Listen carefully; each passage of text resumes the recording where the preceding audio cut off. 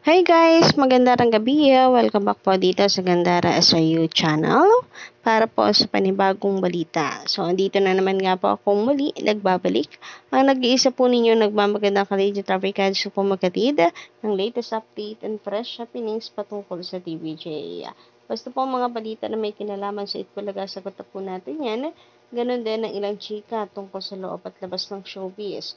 Kaya naman kung isa ka sa hindi pa nakaka-subscribe, i-click mo lang yung subscribe button na nandiyan sa baba at notification bell. Pakidami na rin po niyan upang kayo mag-i-updated at para kayo po ay ma-notify tuwing may bago po tayo mga reaction na videos. And para nga po sa gabing ito, ang pag-uusapan po natin ay ang kalabang interim show ng Itbulaga na kung saan may nabasa po tayo na tila ang GMA or ang Kapuso Network mismo ang magpapabagsak dito. So, medyo nararamdaman na daw nila ngayon na ang latoy-latoy na daw ng Showtime, Baduy, ang kumbaga ay hindi na nakaka-hype, lalo pat hindi naman daw kilala yung mga nagigest doon na artista.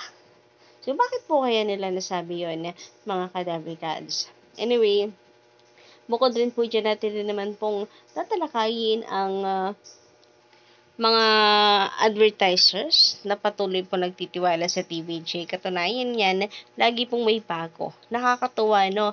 Na lagi pong may bagong advertisers ang TVJ, sponsor. Isa lang pong ibig sabihin yan, still mabenta at malakas po ang Itbulaga. Kasi kung totoong sinasabi ng mga bashers na mahina ng Itbulaga, wala na po tayong makikita pang mga advertisers dyan sa kanila.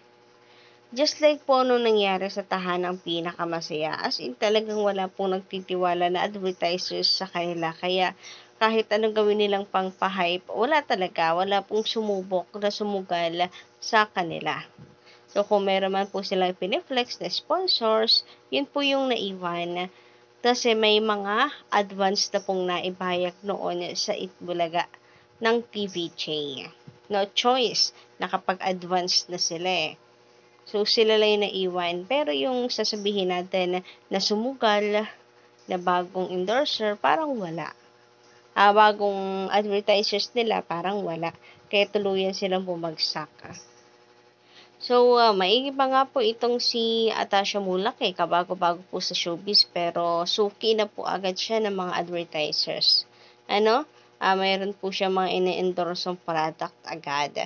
Dito po, nung nakaraan po sa Tahanang Pinakamasaya, sabi nila 45 years na ang Tape Inc. Pero daig pa ni Atasha kapapasok lang, isang damakmak na agad ang advertisers na nag-o-offer sa kanya. And then yung kanila mga host, mas nauna. 'Di ba? Matagal na sa showbiz, pero mga wala pong mabentang endorsers sila. Wala lang, host lang, kilala lang, pagtahan ng Pinakamasaya, nung lumubog na, wala na rin, parang lumubog na rin yung mga pangalan nila.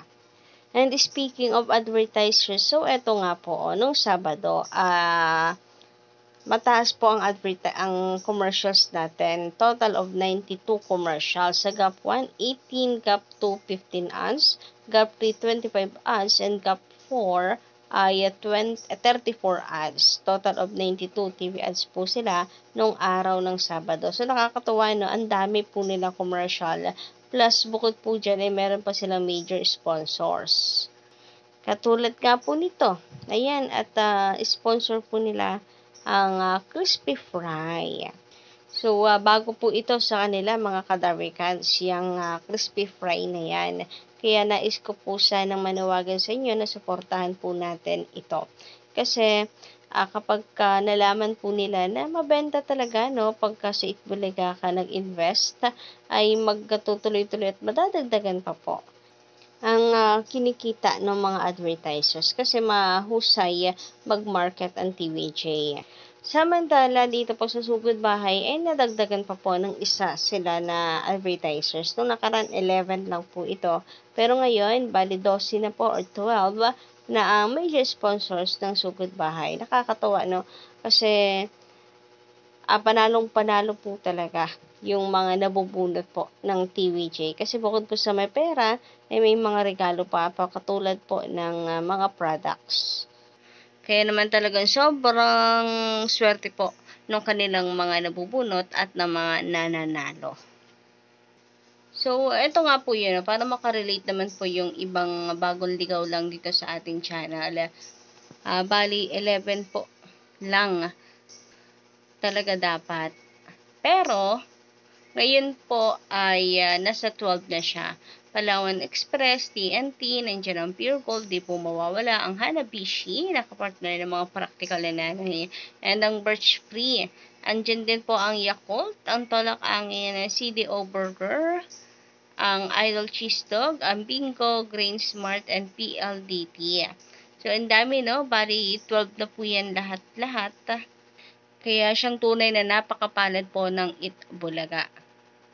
Anyway, patungkol naman na dito po sa kabilang istasyon, dahil sa sobrang dami po ngayon na advertisers ng TVJ ay dito nila tinatalo ang Showtime. Talo po talaga ng Itbulaga ang Showtimes. Kasi kung ano lang po ang pag-uusapan na advertisers ay lamang na lamang po ang Itbulaga. Although, hindi po sila yung sinasabing number 1 sa rating sa AGB Nielsen. Anyway, meron naman po tayo nabasa dito na kung saan ay tila ang Kapuso Network na kung saan ay napakalaki pong impact ng paglipat po ng Showtime sa GMA7. Unti-unting tumatamlay dahil hindi naman daw po gusto ng kanilang mga viewers kung sino po yung mga iginigast dito kasi mga taga-GMA hindi nila kilala, etc. Sabi dito, another The Who artist na naman galing sa GMA7. Dagdag pa dito, nakakaloka. Kahit ang mga Showtime host, kita sa mukha nila na hindi nila kilala ang mga bumibisita sa kanila. Ngayon, mas kilala pa si Petty. Sana sa susunod, may pa-name tag na ang artist ng GMA para naman makilala ng halos lahat ng madla. So, hindi ko tuloy alam kung panalait po ito sa mga artist ng GMA or sadyang advice lang para sa GMA Network. Kasi na ang mga host hindi kilala yung mga nagigast sa Showtime. Kaya bumababa rin yung ratings nila, etc. Kasi meron pong iba na hindi gusto kapag kada may guest na taga-Kapuso, hindi na sila nanonood. So, parang ang lagay ang Kapuso Network pa po ang magpapabagsak dito sa Showtime. Hindi na po kasi maramdaman ng kanilang mga fans, ng mga kapamilya fans, yung dating Showtime na sinusubaybayan nila araw-araw. Ibang-iba na daw po talaga ngayon. So, yun lang po muna ang ating updates sa gabing ito. Don't forget to click the subscribe button and notification bell for more updates.